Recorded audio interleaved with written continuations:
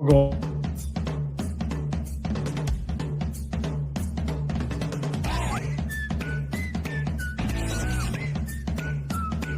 Hey everyone, how you doing? This is Amon Green, Green Bay Packers all-time leading rusher, and you're watching Packers Total Access Live, your daily source for Packer content. Go Pack, go!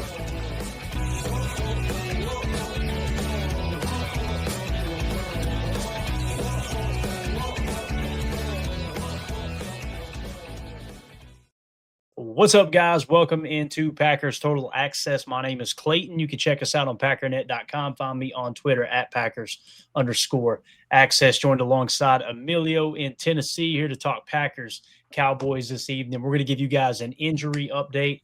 Obviously, injury report dropping another day in the books there at practice. Give you a little bit of footage from practice as well. We'll also hit on the game plan. Packers Cowboys, kind of give you a deep dive into what the Cowboys do well, what they do not so well, and how the Packers may be able to exploit that Cowboys defense and hopefully shut down a Cowboys offense that's been pretty darn good up to this point in the season. Before we dive into all that, if you guys would do that YouTube stuff for me, smash that like button, hit subscribe, click the bell icon so you're notified when we do go live here in the near future. And if this is your first time tuning into PTA, welcome. Thank you for making us a part of your evening. We're not experts here. We're not insiders. We're not media members. We are fans just like you, talking Packers on the daily, doing live streams pretty much every day. We also upload other videos. We're going to be doing film breakdown. We'll be giving you a pregame show come Sunday there before the Packers-Cowboys kick off, and then we'll be live immediately following the game for the postgame show as well. So if you're looking for daily content, make sure you click that bell icon so you're notified, and make sure you obviously click subscribe. Emilio, how you doing tonight, big dog? I'm great. Hey, I'm happy. It's already Thursday. Get a little football tonight. Time's closing in for Sunday night. It's be a beautiful week here at the end of the Sunday. Yeah, man, I tell you, the week flew by, man. It absolutely has flown by. I'm excited about it. We're one day closer to the season wrapping up here for the mowing season, that is, and we can just kind of sit back and get fat over the winter. So that's the goal in my household anyway. So yeah, good for you, man. I'll be scraping and clawing all winter. You know how it is. Be finding leaf jobs all throughout the city. Yeah, hey, you got to do what you got to do, man. That's for sure. So. All right, let's dive into it, man. Hey, listen, it was a tough loss in Cleveland. We've talked about it. We broke the tape down, all that. It looks like the team is ready to turn the page. Rob Demovsky tweeted out a day after Elton Jenkins said, quote, "I've played like poopy," end of quote. Kind of paraphrasing there, obviously. Matt LaFleur called it a mature response. He said, quote, "He's one of our better players, so in order to win games in this league, you need your best players to play at their best. It wasn't just him. It was all of us, myself included. Love the mindset of the team. Nobody passing blame, nobody pointing fingers. Jordan said he needed to play better." Matt LaFleur led the charge there in the post-game presser. He needs to coach better. Obviously, everybody across the board could have done a little bit more to pull out that win there in Cleveland. I'm not overly concerned, but I love Elton's response here, man, just kind of taking ownership because it did look bad. But when you go back and watch the tape, he was on skates all day, and look for them to rebound here against the Dallas Cowboys. Man, what do you think about the mindset of the team so far, man? Yeah, I think it's one of those where it kind of just resets you, right? It's, hey, I kind of got a little bit, either clouded or whatever. I just wasn't putting 110 in. Maybe I was putting 95 in and still getting it done. But it's just a quick reset, get back on track, take care of that. Like you said, everyone was taking blame. Matt, Elton, Micah. I mean, you listened to McManus when he was talking, even him, they're asking him, was it the guy on the edge that did it? Was it up the middle? Hey, sometimes you get beat on a kick, sometimes you just get beat on a play. It's, I thought maybe I hit it, but, I just want everyone to know that when I go out there, we're going to be, expect me to make that kick. Same with, Rich and everybody. So it's like, no one's going to put anybody down. I love that about the team, but they all know what they need to do right and to get right and how to approach it. Absolutely. Coach Lynn in the chat says Elton Jenkins must be watching the show. And he also said, love when a player calls himself out. Absolutely, man. It's all about ownership. Now, I will say this. I love Jacob Morley on Twitter. His tweet here, he said, "Weird. I thought it was over." As you could see here, that it was an image that was tweeted out by Kaushi, whoever that is, said best playoff odds of any NFL team. Again, this was as of 2:12 p.m. today is when he tweeted this out. the Packers have the best odds of any NFL team to make the playoffs at 82%. And again, I love how Jacob Morley said, weird, thought it was over. Isn't it crazy how we went from we're the Super Bowl favorite to some fans pretending like the freaking season was over because you lost by 3 points on the road in the NFL? Yeah, no, absolutely. And again, how happy are we that we're 2-1 at this point? Where would we have been at the beginning of this season when we were talking about going 2-1 into Dallas? It didn't matter who those teams are. If you just had us on win-loss columns, I think it wouldn't be as big of a deal. But yeah, it's not bad. You know, you still got to have faith in this team, and I think they're still hungry. You just got a little smacked around. Hey, it happened before the bye week, which I think maybe that might be a blessing because maybe we do come out a little slow on the bye or not prepared, or maybe you're taking a little lax.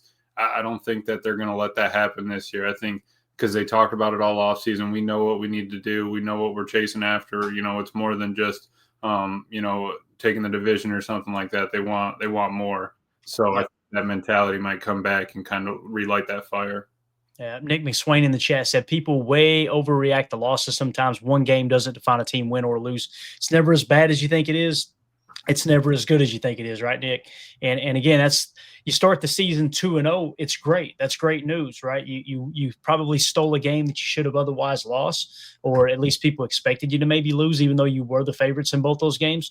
I like where this team's at, man, and I think you get that tough loss out of the way, kind of reset. Now, listen, the offensive line's banged up. There's no two ways about it, and that's going to be an uphill battle for the foreseeable future. Luckily, we got a bye week coming up next week. You can kind of reset. Who knows? You might make a roster move, too, to try to bolster the offensive line. I wouldn't be surprised with that as well, but completely agree there, Nick. So Matt Schneidman had tweeted out here, Packers, 3 Packers not practicing today. Right tackle Zach Tom with the oblique. Right tackle Anthony Belton with the ankle was downgraded from limited to did not participate today, and then left guard Aaron Banks with the groin injury. So it's going to be tough. Now here's the good news, guys. Dallas's defense, that's the weak spot of their team. Again, that doesn't mean that any given Sunday anything couldn't happen, but if you're going to have an opponent where your offensive line might be a little bit banged up, it's probably the Cowboys that you're going to want to go up against. I would feel a lot worse about this game if our defense was really banged up going up against Dak Prescott and an offense that, albeit they're going to be without CeeDee Lamb now and a couple offensive linemen themselves, but he's played pretty good football this year, Dak has. So with that being said, I don't know, man. If this was 3 defenders, Emilio, I'd be a little more concerned. I'm not as concerned, although you got to go out there and just keep it simple, man. Play your game. Don't try to get too cute. Don't try to get crazy with the blocking assignments. We'll get into the game plan here in a minute. I personally think they should run a little more stretch, a little more BC outside zone runs, and get everything stretching horizontally to open up that boot action. I'd like to see that because when you run boot action, 9 times out of 10, you don't have to worry about pass blocking because you're getting a free release with the quarterback, probably one contained guy, and you're kind of creating not necessarily a moving pocket, but just a space for him to be able to create time to hit that second, maybe even third option. So I don't know how you feel about the offensive line. What are you thinking there? We just haven't seen a lot of. I mean, we've seen some of it, but not a bunch of that boot. You remember it a lot more with Rodgers, just really sticking that ball way out there, sell it. But maybe we can't lean on that when we haven't been able to get that running game going. And Tuck was saying it in his interview, is kind of just getting people in the right position. Even if they're loading the box, we have to get Jacobs going. And Jacobs has that mentality. My runs are going to come. It'll come to me. The game's going to play itself out how it does. But we do need to kind of keep consistent on that, get that moving forward. And yeah, maybe if it's not as, complex or something like that, we don't need as many shifts. I want to still see him moving it and stuff, but let's get to the line with 10, 15 seconds on the play clock, see what's going on, and then if you want to run a shift, still have time to, maybe snap it ahead of time, things like that. We just want to keep them honest because if they don't have the pass rush that they need, if they stop us on the run, then we're not going to be in a pickle. But it's just like we can't keep falling ours to like a one-sided team. Right. And I'll say this. To me, it's not a coincidence that we were talking about for the first 2 weeks, right, that the running game has struggled, correct? We all agree, like the running game has been cheeks. And now coming out of week 3, same thing, it's been cheeks. What has changed systematically? What has stuck out to us? we're running more 12 personnel than we ever have under Matt LaFleur. Yeah. So what I'm saying is get away from 12, get into 11 a little bit more, open things up, spread things out a touch, and then be willing to run some of those outside zones. Here's the other thing. I've seen some comments in the chat about we need to get under center. We need to get under center. I completely disagree. I think we need to get back to the gun RPO aspect of the offense. Not every play. You shouldn't abandon under center completely. But what I've seen here recently is you're not playing that RPO game near as much as you have in the past. So I would like to see them press into that aspect, open things up in the running game that way. That coincides with 11 personnel. You can do it out of any personnel, and you can also run RPOs from under center. To me, they're just not as effective when you're spreading things out. So I would like to see it kind of in the opposite direction there. I don't know how you feel about that, man, in terms of the RPO look and maybe getting into gun a little bit more. Again, I think the chat is pretty firm in their belief. They think we should stay under center. But again, when you're in 12 personnel, I mean, we've seen it. What was it? We ran was it a 13? It was a 13 nasty gun, right? Out of that gun, we were effective. When you're going back under center, it just feels like you're not as effective running the ball. And I will say this, for 2 years running, I had ran the numbers. I don't know if I did it last year, but I know I did it for 2 years. I think it was 22 and 23. And we had a better yards per carry when running out of the gun than we did under center. That was a fact. So it doesn't mean it's going to be like that the rest of this year, but that's how the numbers, feel. So and you can be in 12 in gun. You can be in 13 in gun too. It's not like you can have them attached. You can have them stacked. You can bring Tuck into the backfield. It could be gun full, half full house, something like that. And we saw a little bit of pistol this game as well. I think that's acceptable also. But if you're talking about under gun RPO, the only one we really saw this year was on the goal line when Jacobs was going to get that handoff and Love just lifted his head up and just drilled that quick slant to Dobbs. Mm-hmm. So it's just a harder look. You're almost looking like in the back of your head or a quick look at the beginning of the snap and just hoping that the corner's not there. You can see a lot more when it's basically like when you're under center, it's more like man. When you're in the gun, it's more like zone. You can you have eyes on everything. You can see what's going on. So I do like that. Even the pistol, just get him a little bit of breathing room. But I think we need to get the run game going to sell anything else. They're just not buying it.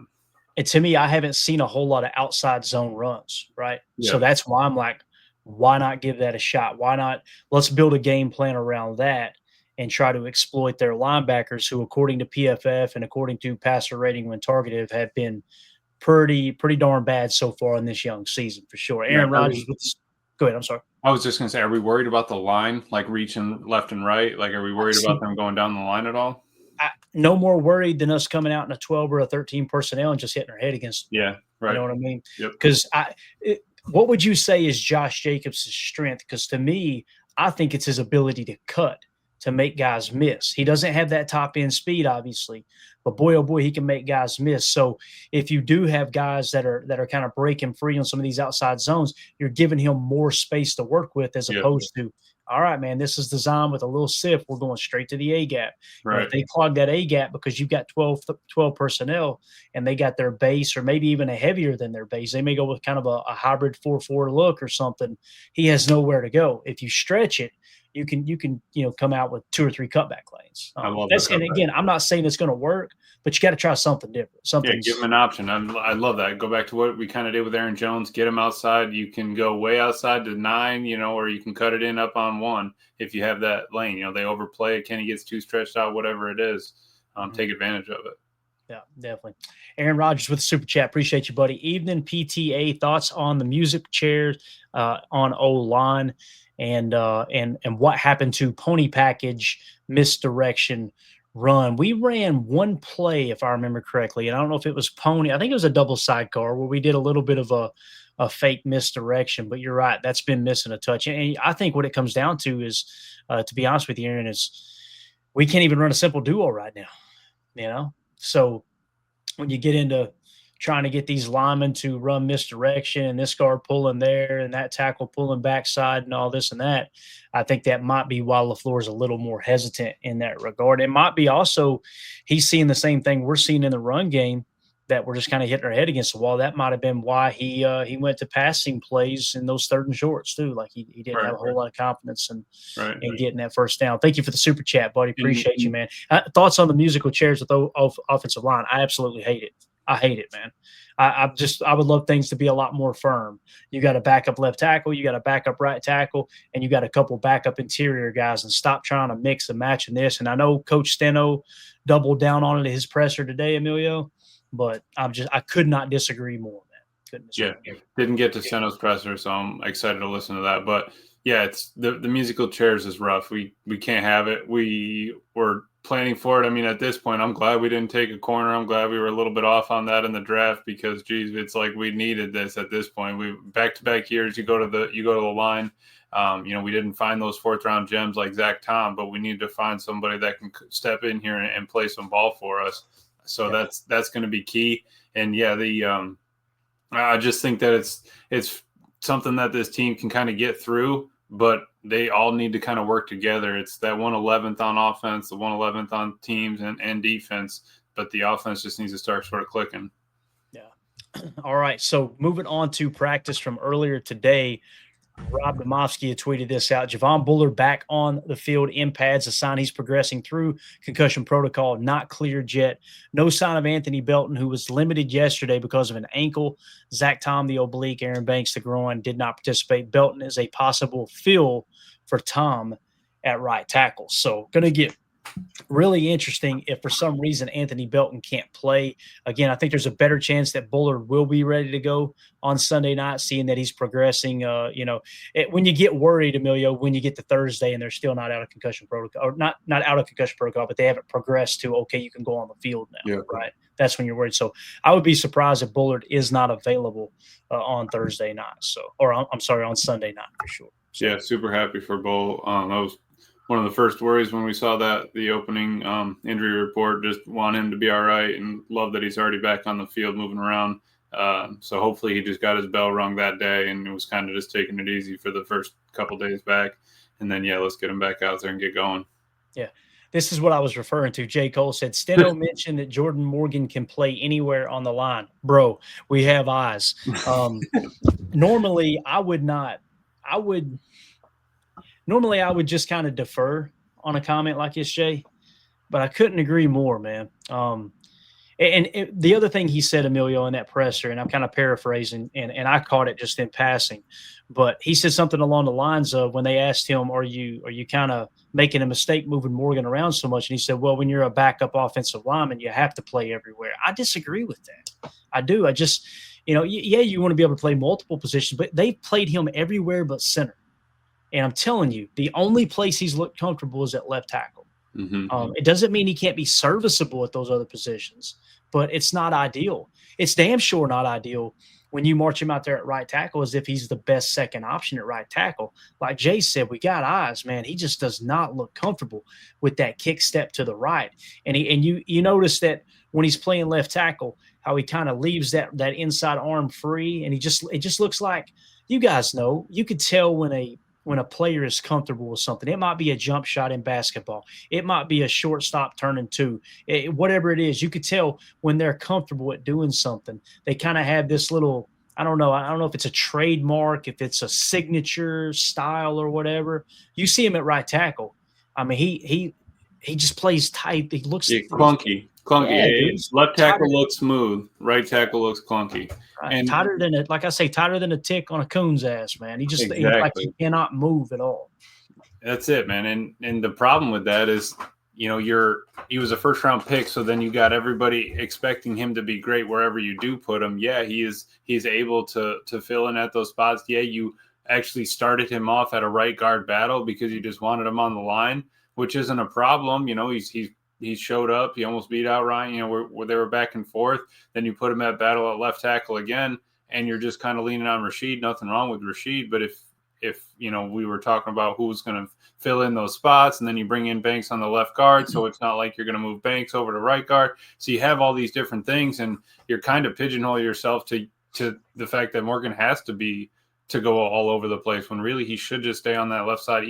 Even if it's left guard for now, he just needs to be left side of the center. It does. Like you said, he had that one staple where he kind of just dangled that free hand, and he just looks so much more comfortable with it. Yeah, definitely. 2-0 for this says Kennard should be our backup right tackle, and it isn't close. Completely agree. 2-0 for this. Completely. Based off of the situation we got right now, the starting lineup should be Rasheed Walker, Aaron Banks, Elton Jenkins, in my opinion, Sean Ryan, and then or possibly Anthony Belton if he can show he can play guard, which I think he's got the body mass and the strength to do it. We've seen him. That's one of his strong points, right? And then at right tackle, Zach Tom when he's healthy, and then have Kennard maybe be his backup. I'm okay with Belton being the backup. And listen, I understand that he committed penalties. I got you. Well, guess what? So did Rasheed Walker, multiple. So did Jordan Morgan, multiple. You got Elton Jenkins getting his butt kicked in the middle, right?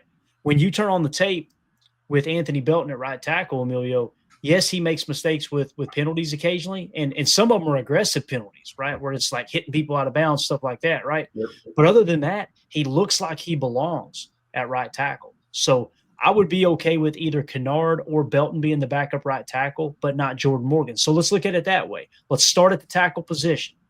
Your starters, ideally, Rasheed Walker and Zach Tom. Mm-hmm. Your backup at left tackle should be Jordan Morgan. Your backup at right tackle, whether you go Kennard or Belton, that good either way, right? Now you're talking about backup on the interior offensive line. Rather than throwing Jordan Morgan in there if Sean Ryan comes out or whatever, why not give Anthony Belton a shot and then have Jordan Morgan be your backup left guard? Just keep Jordan Morgan on the left side, for God's sakes, please. Just give him a chance. Just give him a chance. I feel the same way. And I'm pretty sure Belton played left tackle his senior year. I'm not sure about his other years, but Belton seems more comfortable being able to move. I think it's just because he's a different kind of game. Belton gets his hands on you, and he kind of stops the dude, ends the guy right there. He's got a lot of strength. He's physical. He can duo real well. I think that if him and somebody else, he can wash down super well. So there's a lot of benefits to Belton.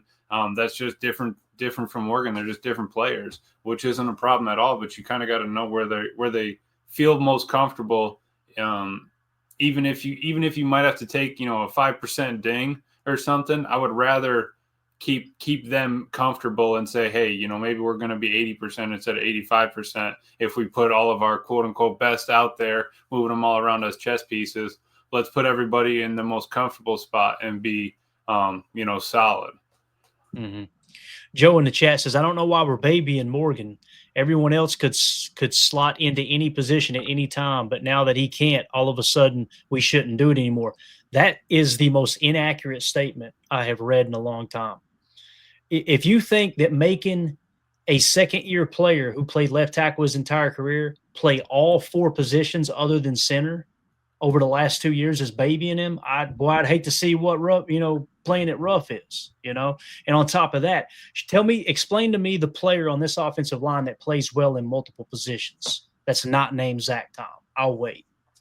Because if you say Elton Jenkins has statistically gotten worse at center than he was at left guard, right? Just because he's playing center doesn't mean that he can play multiple positions effectively. Right. So, yeah. And Elton played center in college, but he felt more comfortable at left guard. There ain't nobody babying Morgan. Like I said, you've literally got the media members now looking at the same thing going, boys, this kid looks like he's comfortable on the left side. And again, if you're going to convince yourself that any offensive lineman can do that, go play Madden. That's typically the people that do that. You know what I'm talking about? Yeah, he's a 78 at left tackle. When I move him to right guard, he goes to an 82. Yeah. Yeah, go ask Josh Sitton. Go ask Brian. Brian Bulaga was drafted to be a left tackle, right? Well, because they had I think they had Chad Clifton at left tackle at the time. They said, we'll just play you at guard.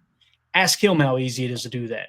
Was Brian Bulaga bad at football? Were they babying Brian Bulaga? They realized by the end of training camp, Brian Bulaga couldn't do it. So what do? They kicked him all the way out to right tackle. And he tried to settle in there and learn that position. So that's just simply not true that, anybody can plug and play anywhere. That's just that's absolutely crazy. And again, that's not my opinion. That's offensive linemen who have played in the league for a significant amount of time that say that. And again, we always use the disgusting analogy that Josh Sitton came up with, talking about trying to wipe with the opposite hand. It's not an easy thing to do to just bounce back and forth on the offensive line. So, So another guy that's looking to get healthy here. Obviously, Rob Domofsky tweeted this out. Packers tight end Tucker Kraft, speaking for the first time since his knee injury in practice last Thursday, said it, quote, got extended in a weird way while blocking. Confirmed that's why he's been wearing the sleeve on his right leg. Initial reports that it was a left knee were incorrect. So it was actually his right knee, not his left knee. And obviously that happened in practice. So I think Tucker's going to get healthier as the season goes along. I think he's off to a good start too. So just want to give you guys that quick little update. Let's move along to the entire injury report, and then we'll jump into the game plan a touch. So it's a long list.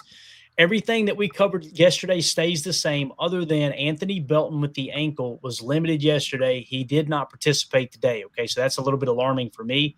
And then the other thing that changed, obviously, Javon Bullard still in concussion protocol, did not participate, and he was limited today. Other than that, everything has pretty much stayed the same across the injury report. It's a long list, but when you look at this list, let's just focus on the did not participate, Amelia. We talked about it. Aaron Banks, Anthony Belton, let's see, Zach Tom. Those are the only did not participate. So the offensive line is what's going to take a hit.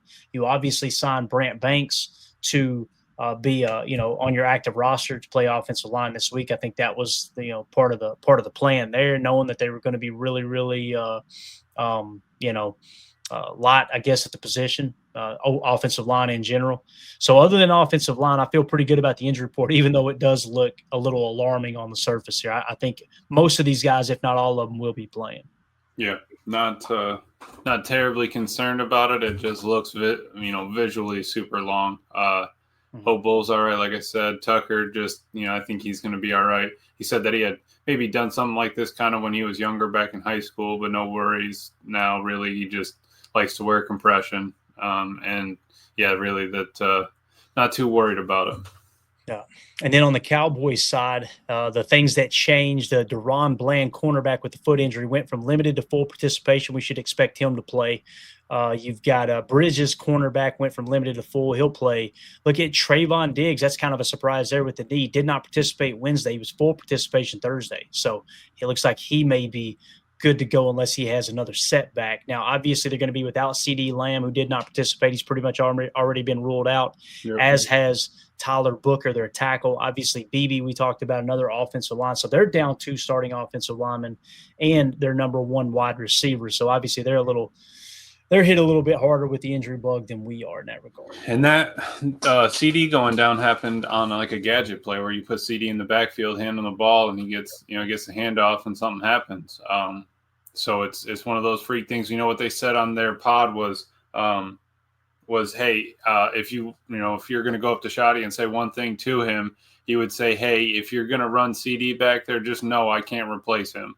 And that's kind of the mentality you kind of got to go into it with, star players, whoever it is, that, hey, if we're going to be doing this kind of gadget stuff, if he's not going to be out on the outside, breaking free, he's going to have to go through linebackers and stuff like that. We just got to know there's a potential that you could lose him type thing.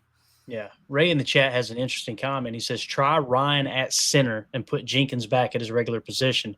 I'm not completely opposed to that, Ray.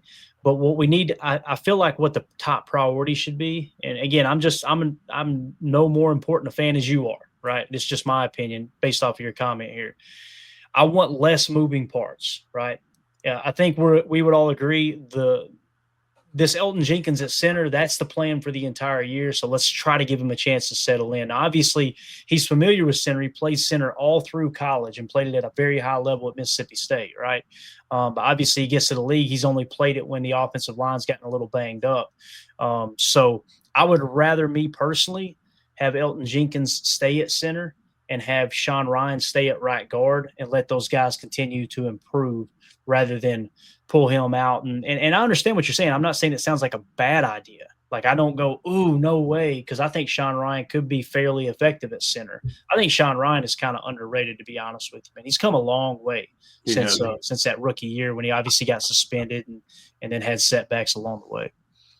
Yeah, no, look at this, man. I mean, from right to left, I mean, he has upgraded, but the only issue with that is if you're going to put Jenkins back at his regular position, where does Aaron Banks go? Because Elton's a left guard. I mean, technically, yeah, you might be able to put him to right guard, but then we might be back at the kick step and him not feeling completely comfortable and all that. So, like you said, man, once you try to do that, and most of the time, Clayton, you got an 87 left tackle, you put him anywhere else, he's 85, 84, 83 and below, man. It does not work out in your favor. It always cracks me up when people, and you could tell that's what they're thinking. And listen, I love Madden as much as any other person, but when they just think that you can, especially the corner to safety and safety to corner, like it's just not a big deal. I'm like, oh boy, Yeah, that could be further from the truth. Not everybody's Charles Woodson, right. Played a versus game last night, Clay. Guess what happened? Got the kick, got the extra point block. No, you didn't. I'm telling you, I about spiked the controller. I was not happy. you trying to decompress playing a little Madden, and then lo and behold, you get. I did run into a versus game against the Bears, and I went up 21-7 and made the dude quit. So that helped me feel a little bit better. Yeah. Coach Lynn says Elton Jenkins needs to stay at center. He's not looked good at guard or tackle in the past few years. I agree with that, Coach. Elton Jenkins' best football seems to be behind him. This isn't just a this year thing, right? It's and people will refer to him as a Pro Bowler, right, or All Pro or whatever it was. The title he earned, but it's been 2 or 3 years removed since that's happened, right? And that's not to knock him, man. At least he's approaching 30, Emilio, you know what it's all about, man. The body feel a little bit different when you turn that big 3-0, man. And we ain't out there. Back was a little stiff when I woke up. I felt good, but the back was a little tight. So yeah, it's that's brutal, man. It is, but it's he's played hard for us. He's worked hard. He's a great guy. But if it's just not working out, we need to figure it out. I think I'm still down to give him some time, let him figure it out. We still got the bye coming up. You got a couple big games, and a couple that you kind of want to win and get through, but it's we'll have to see. Yeah, definitely. All right, so we got this guy coming up, Emilio. We got Mr. Kenny Clark, right? Matt Schneider tweeted out, Kenny Clark tells Packers reporters on a Zoom call that Rashawn Gary is getting his jersey postgame. Kobe Wooden reached out to Kenny first and was like, hey, I want your jersey. And then Kenny kind of sounds like he put it to bed. He said Rashawn Gary's getting it. And I don't know if it was tongue in cheek or not, but it's so cool that the defensive line room is fighting over who gets Kenny's jersey. I mean, that's how much he means to him. And you guys know with Rashawn Gary and him, they played together for a very, very long time. They've been kind of the leaders on this defense for quite some time as well. I thought that was cool that he mentioned RG, obviously leading the league in sacks and having another Pro Bowl caliber year here for number 52. Yeah, absolutely. And I'm pretty sure we talked about that when he first went over. It was like, yeah, they were going to be fighting over who gets a jersey. But yeah, you got to trust the man that was always there with you. And I think that'll be a nice swap, right? That'll be one they're going to get on camera, get them signed, bring the Sharpie out there, both of them sign it real quick, get the picture. It'll be a battle going against Kenny, man. I'm glad that he's all right. I'm glad that ankle's okay, and he'll be out there. Yeah, definitely. Nick McSwain said, I miss Kenny. 2-0 for this says Kenny's jersey swap is rigged. There you go. Joe says Kenny is an OG to us. Amen to that, man. Not so cool says Kenny Clark was one of my favorite players on the Pack. Man, he just played the game the right way, and a leader, one of those quiet leaders, which I think those go a long way, man. You know my saying that typically the loudest person in the room has the least amount to say. And Kenny was one of those guys. You could tell when he spoke up, everybody shut up and listened. Yeah. Now, his game was declining, obviously. That's been well documented, well talked about. I was very vocal saying I didn't think they should give him that last contract they did. But you can understand why they did, because he was such a leader and loved in that locker room, and he was still playing at a fairly high level. I would say above average to good level, right? But they, that was one of those situations they overpaid for good. He wasn't great since they gave him the contract. But yeah, Kenny was the man, dude. Again, no slander on Kenny Clark will be tolerated. The best guy around. All right, man. You ready to get into a little game plan in here, man? Just dive into some of the expanded numbers here against the Cowboys. I'm excited about this. And listen, there may be some mistakes in here. We'll call them out as we find them. I put this together fairly early. Had a little AI help me with it as well in terms of just structure and everything. And it looked clean originally, and now you're going to notice all kinds of screen grabs, all kinds of pictures and everything in there where I was just like, you know what, this would be a good point to implement that. So we'll dive into it here. On the surface, Amelia, is there anything you want to say about the Packers-Cowboys matchup? Where you kind of look at and go, and maybe your opinion will change by the end of it. Maybe your opinion will be proven, and something I put in the game plan we will change by the end of the show. What on the surface do you think should be the offensive approach and the defensive approach? Just a real quick version of it. I think we got to be able. I mean, we need to be able to run it, but I think we're gonna lean on throwing the ball to open up the run this game and just force them. They don't have a good pass rush. I think they can kind of slow down the run game. And then Matt needs to call a decent game, and Jordan needs to spin it. I really do think.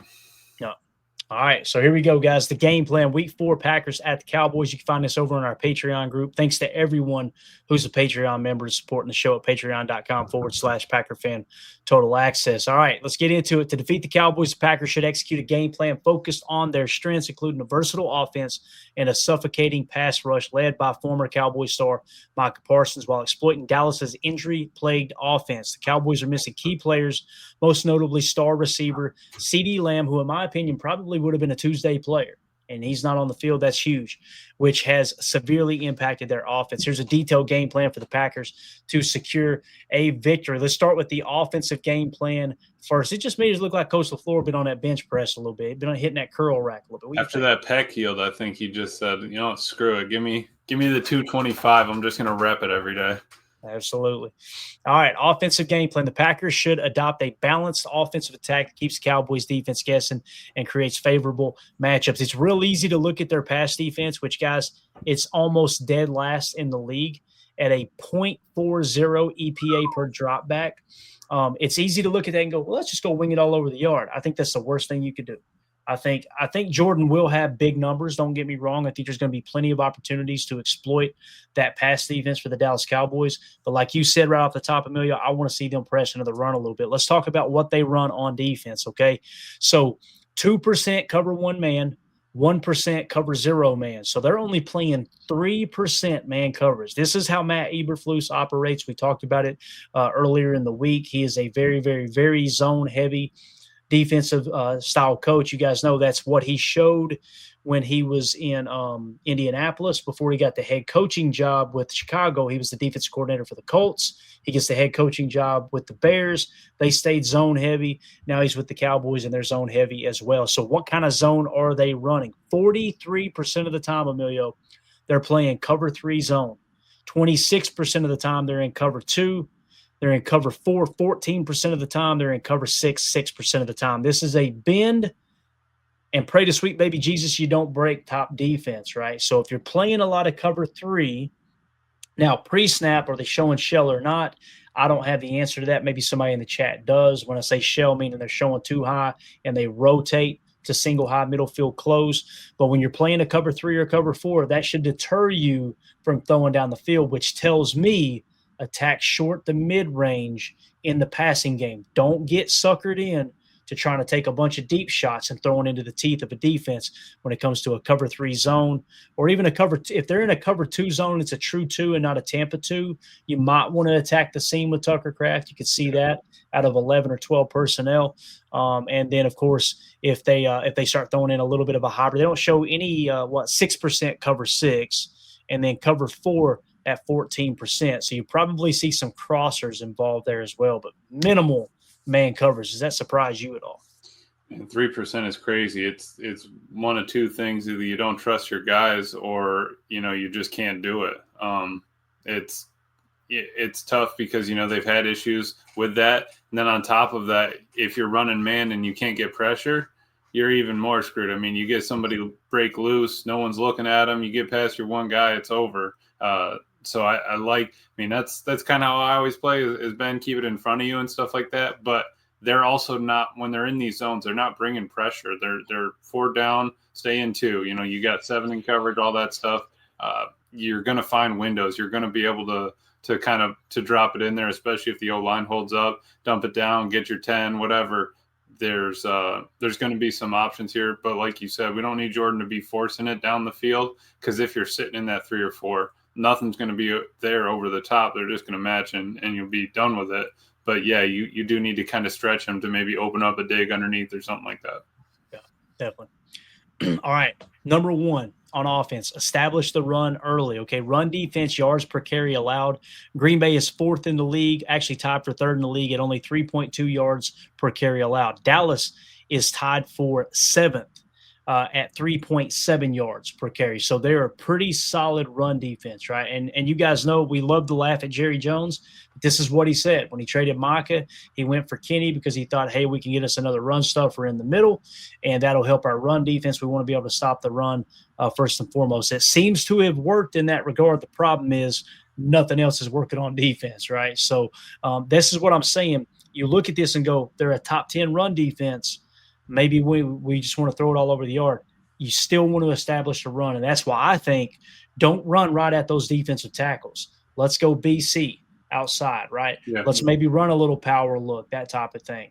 And don't be afraid. Here's the other thing we haven't done much of is throwing screen passes. You know, you can simulate the run game with some halfback slips. I'd like to see a little bit more of that with Josh Jacobs as well. Yeah, and you can do that with Josh Jacobs. You can flip it over to Tuck. On a little tight end screen, but you're going up against a defense that is leaning on stopping the run, keeping everything in front of you. You need to be able to kind of work it through there. If we can get 4 yards of carry, I'll be happy. We just haven't even been able to get that. Josh Jacobs still needs to break out. And like he was saying in his interview, it's going to take 3 or 4 weeks for the run game to kind of get going normally in a season.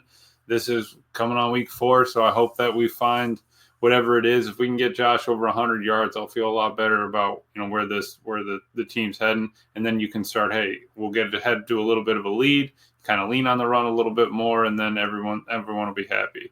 Because also running the ball keeps the linemen happy, right? How often do they? we're good at pass blocking. They want to kick back, but O linemen like to run block. They want to go downhill. They want to just crush the dude in front of them. So you can't always be dropping back. Yeah, you ask any offensive lineman, they're like, man, when you're pass blocking, you're just getting your ass kicked. You're holding on for dear life. You're reacting. You're trying to absorb their punishment, right?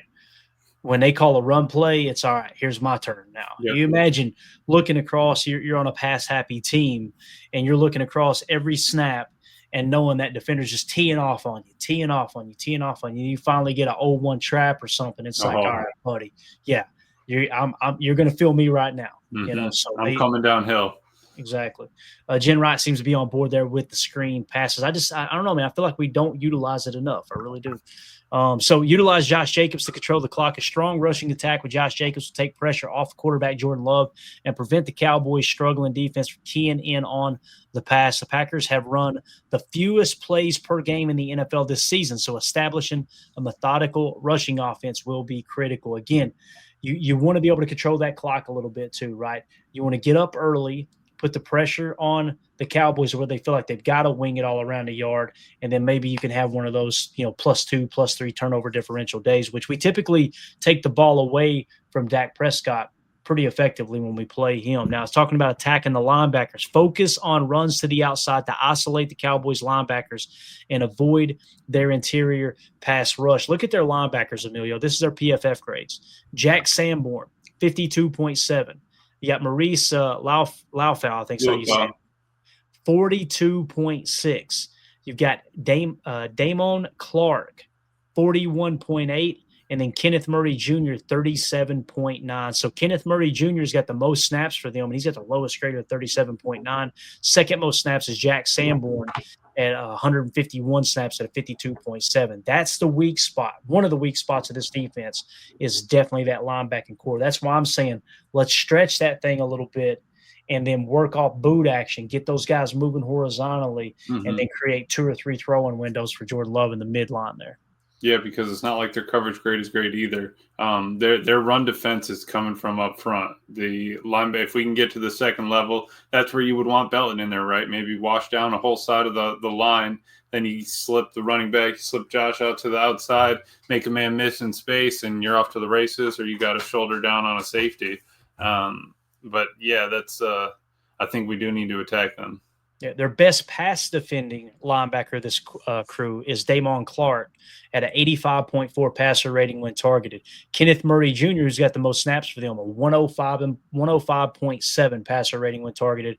Jack Sanborn, 118.8 passer rating when targeted. So I'm telling you, man, for me, mesh concepts, drive concepts, things to attack the middle of the field, maybe a little Texas with, if you let's say you come out in the 12 personnel, right?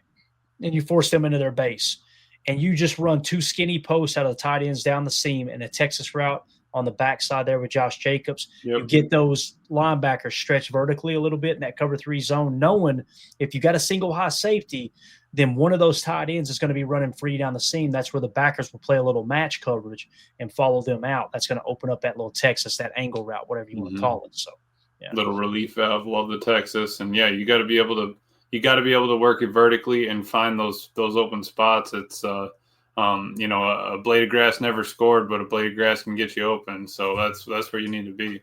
Yeah, definitely. All right. Moving along. Number 2, attack the secondary. Passing defense, yards per pass attempt allowed here. Dallas, guys, 9.4 yards per pass attempt allowed. That is worst in the league. All right. New England is the closest one to them, and they're at 8.6. So, again, you want to establish the run. But I don't know what Jordan Love's over-under is, but boy, oh boy, this might be the week to take him in fantasy or maybe put a little cash on that over, unless it's crazy inflated, right?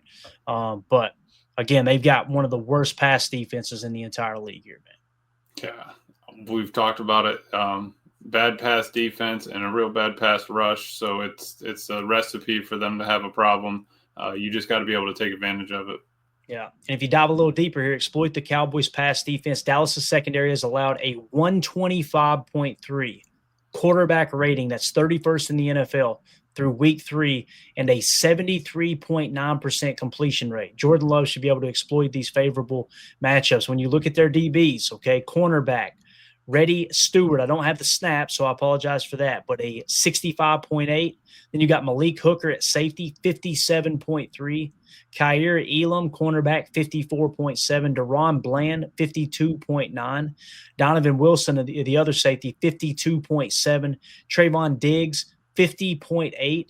And then you got Bridges, 47.9. CJ Gooden doesn't have a grade yet. Now, when you look at the passer rating when targeted, Donovan Wilson, passer rating when targeted, is only a 16.7. Okay, so that's why it's important to look at PFF, but also look at other analytics and then watch the tape as well. So obviously Donovan Wilson, not as bad as his PFF grade would suggest, in my opinion. Mm-hmm. However, when you move on to Deron Bland, it goes from a 16.7 to an 89.6. That's a big drop off there. Roddy Stewart, 91.4.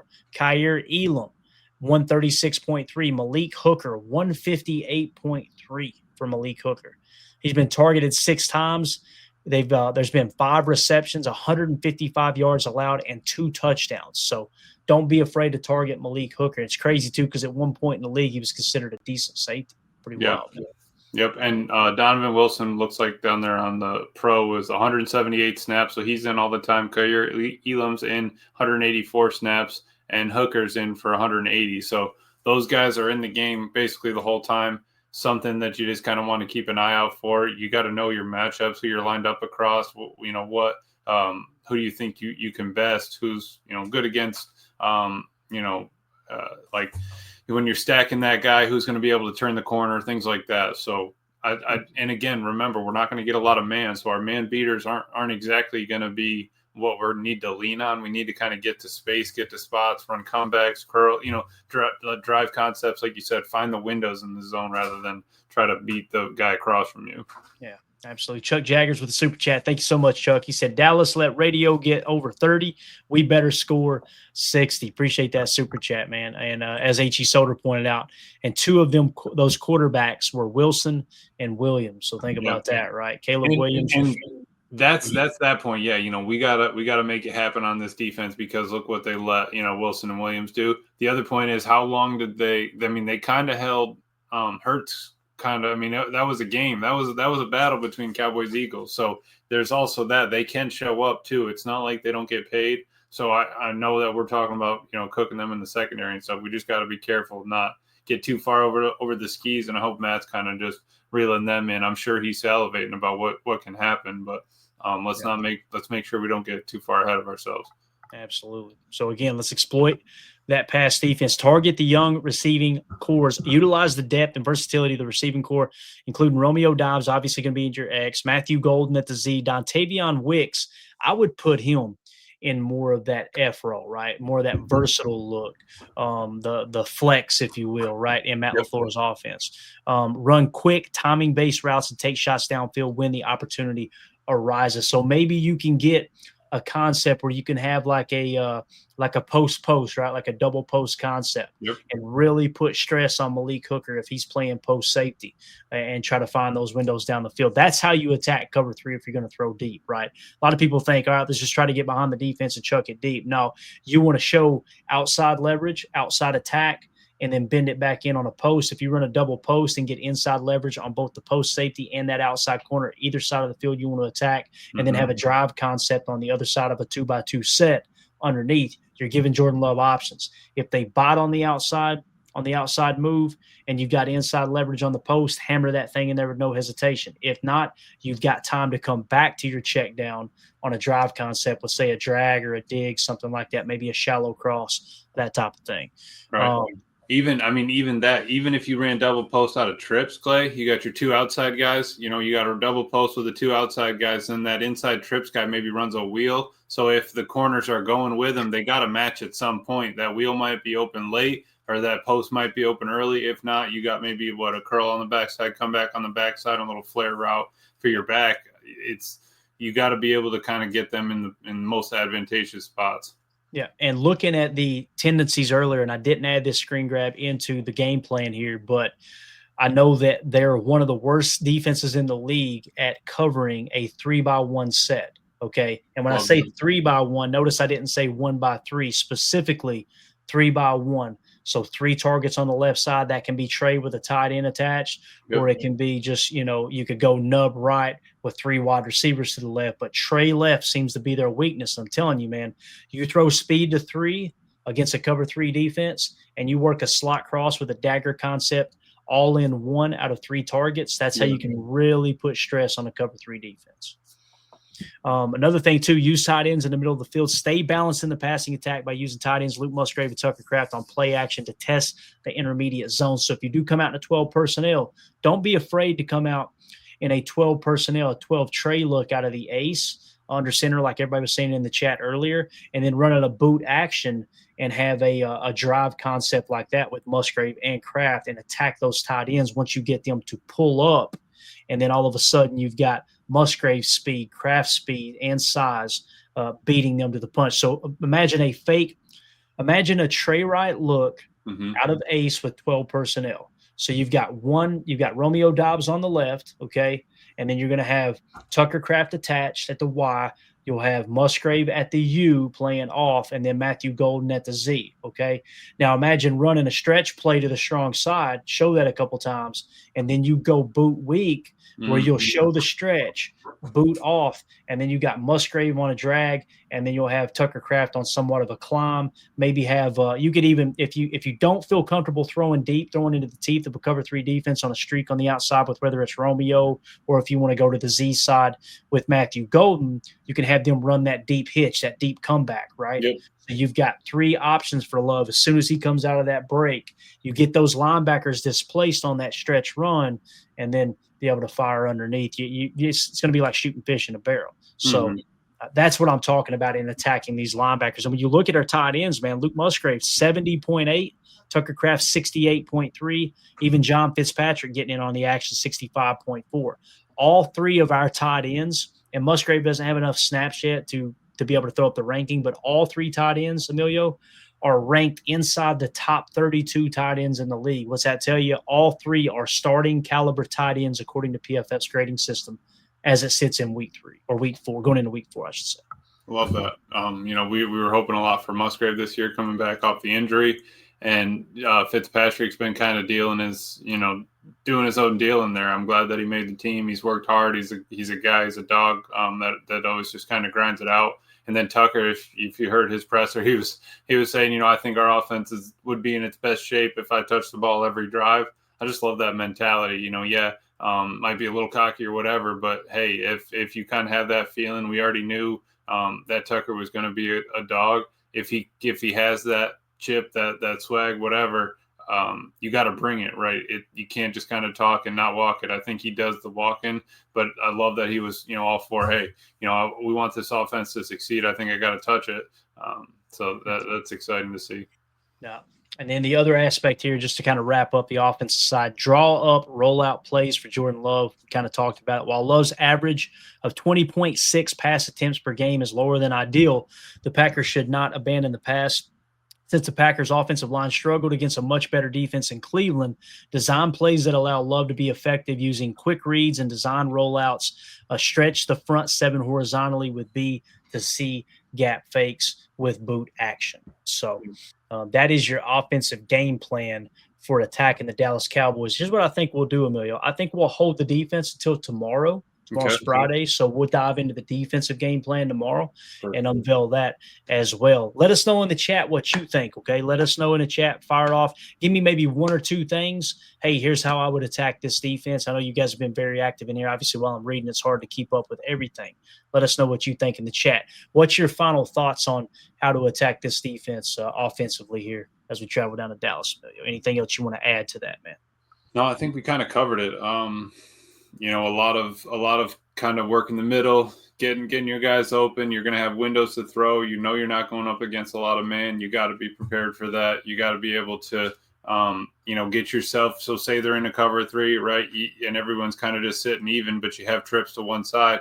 If they're not going to man up and bring that dude over because he's got a hook curl on the single receiver side, all right, quick audible to a bubble or something. Let's play the numbers game a little bit more. And Matt, give Jordan that freedom to be able to call those. I think maybe we need just another audible here and there. We do. If we don't have our silent count figured out, I think that's an issue. I think that Matt needs to get that taken care of. And when he was talking about just like the preparation and getting ready, I remember those days where you would literally drill for like an hour of, all right, hey, this team on the field, this team, and you're sprinting onto the sideline, sprinting off, everybody line up. You got to know when you're in for what formation, what grouping. And that's just like the little stuff. If we need to practice it at practice, I know we only have 2 hours.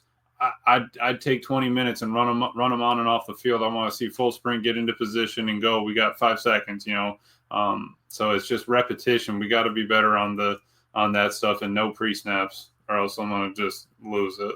Yeah, definitely. Chris in the chat says throw a screen once in a while. Yeah, no doubt, man. And again, I'd like to see the reutilization of the RPO game a little bit more, man. Out of gun sidecar. That's just me personally, because again, it stretches them horizontally. It does the same thing.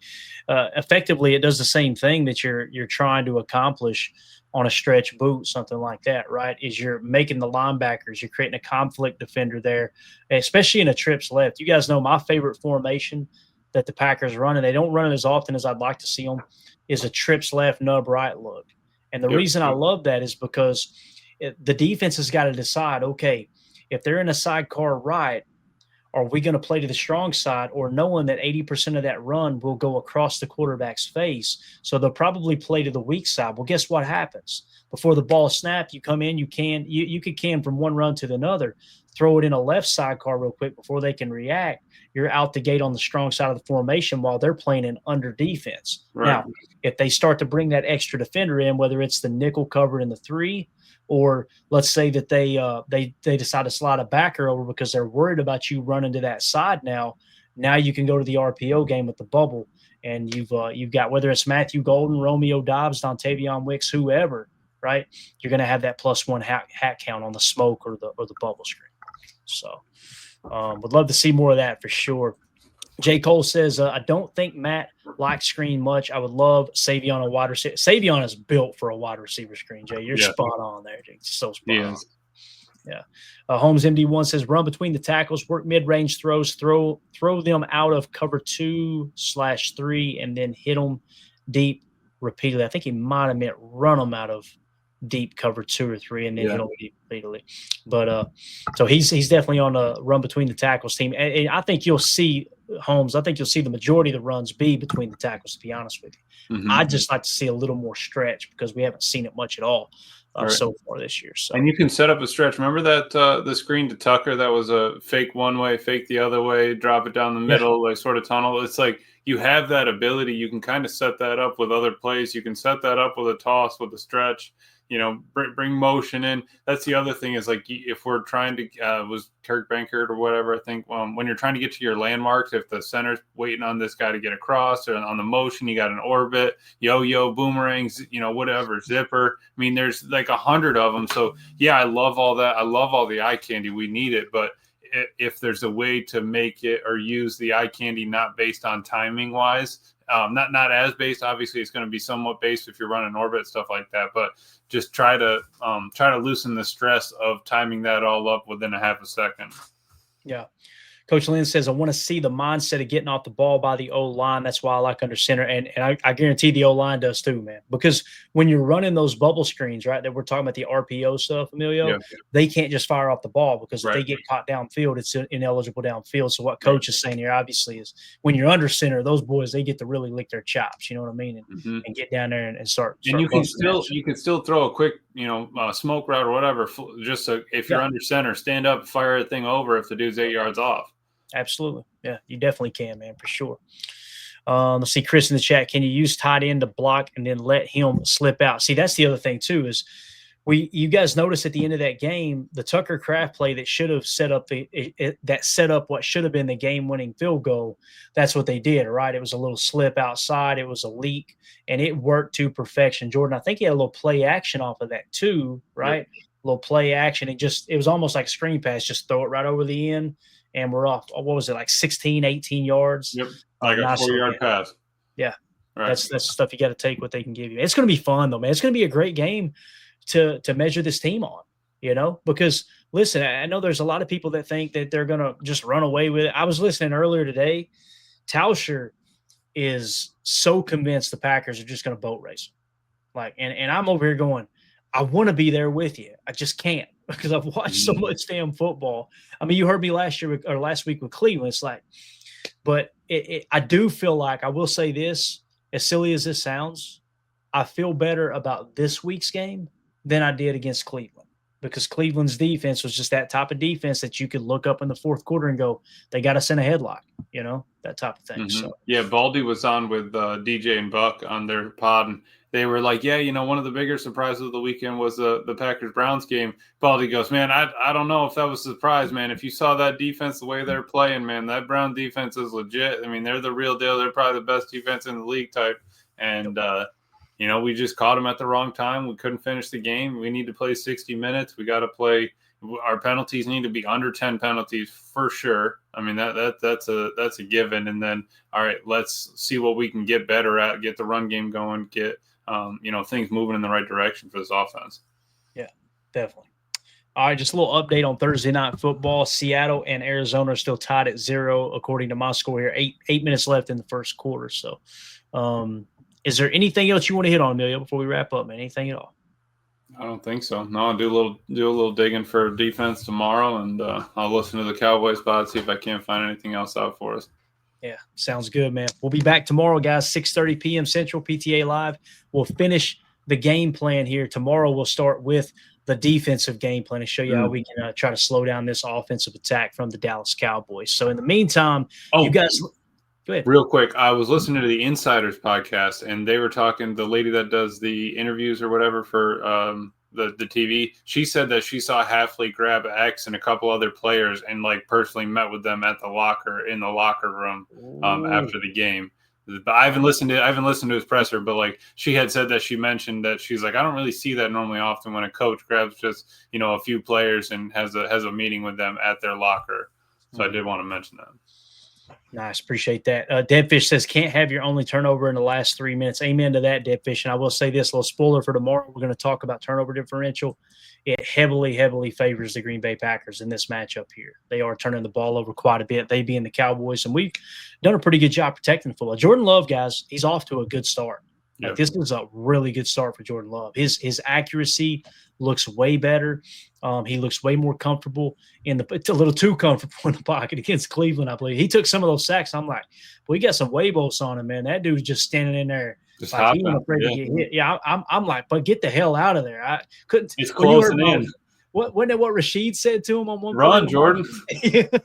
He got beat inside, and Miles Garrett even said, he goes, man, I dusted him on the inside. And Rashid just turns as he's trying to chase down Miles Garrett. Run, Jordan. Run, Jordan. If you guys have not seen that, just go to X and type in Run Jordan. It'll probably pop up. It is hilarious. And again, it's another reason why I'm like, I don't understand how people think that Rashid is just like a top 5 tackle. He's never been. He's always been a great pass blocker. Yeah. But that was the beautiful thing about Bakhtiari. That guy could get out there and run block too, man. But all-time great, all-time great. J. Cole said he laughed his butt off, and it was hilarious. It's hard to be mad at that. I think our buddy Aaron Rodgers, not the Aaron Rodgers, but our Aaron Rodgers, sent that to me in a DM. I laughed so hard, man. Run, Jordan. That's hilarious. All right, guys, we're out. We'll see y'all tomorrow. Like I said, 6:30 p.m. Central for PTA Live. Let us know in the comments what you think. If this is your first time tuning in tonight or you're watching this video back later, thank you for hanging out with us. Make sure you hit subscribe and click that bell icon so you're notified when we go live. We'll see y'all tomorrow. Have a good night. Here we go. We're out. Bye, guys.